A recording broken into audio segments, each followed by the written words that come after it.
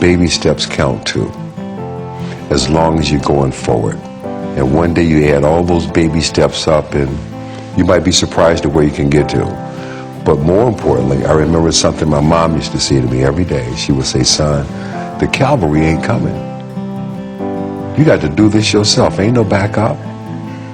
Okay? And when you put those two things together, man, it wasn't as hard to keep going forward as you might think. Well, now that we can see how short life really can be, what are you going to do with the rest of your life? That's a trigger. That's the biggest trigger that I have ever experienced. What are you going to do the rest of your life? And what I had to do is I had to start taking some of my own advice.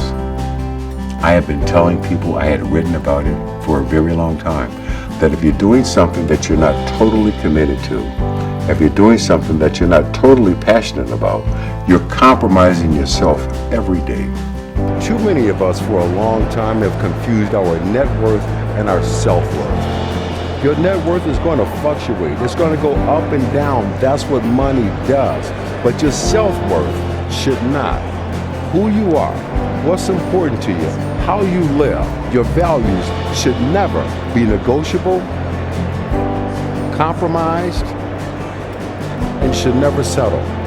Again, we have gotten to this point where we've got to say to ourselves, my net worth is not my self-worth. If you're looking to instigate a change in your life, there's no better or worse time than right now.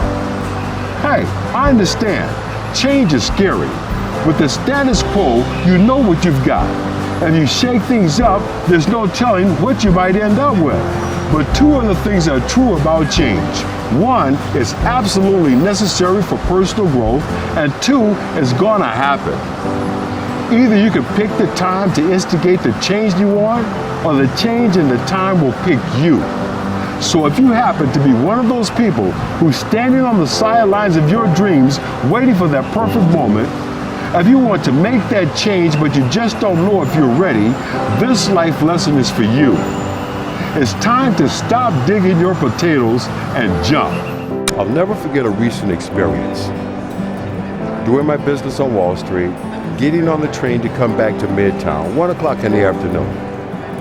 Normally, there's a lull. This train should be empty. But on this day, the train was full. Full of people, all in business suits. A guy recognizes me, comes over and says, hey, are you Chris Gardner? We started talking. Turns out I'm in a car with the first wave of the 55,000 people who had just been laid off by Citibank. And I noticed something. Everyone's holding a box. You've seen the boxes, you've seen them on television. They've got their house plant, their coffee mug, the pictures of their kids. And they're all going home. They're all going home to tell their wife, their husband, their children, and the landlord they don't have a job. I began to share with this young guy that, you know what?